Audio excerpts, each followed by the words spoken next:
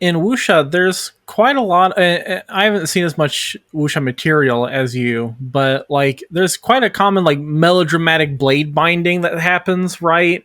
Where the opponents press their blades together, or in some way grapple with one another and hold each other in some way, that kind of freezes the scene, and then there's words exchanged and shit like that. I kind of see that a lot of that in John Woo's work, where it always ends up with the two dudes pressing their guns at each other, you know.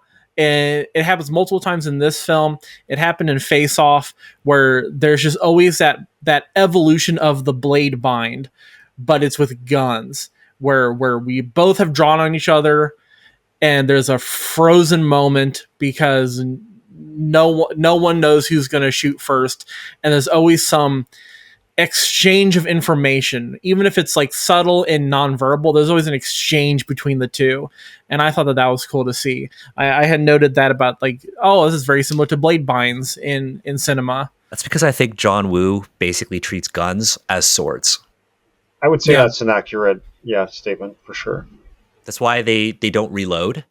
Yeah, I noted that too. Right? But reloads really only happen during those dramatic pauses. That might happen when you have that clash of swords, and then you back off, and then you're kind of standing there in your stances. That's when you're reloading, right?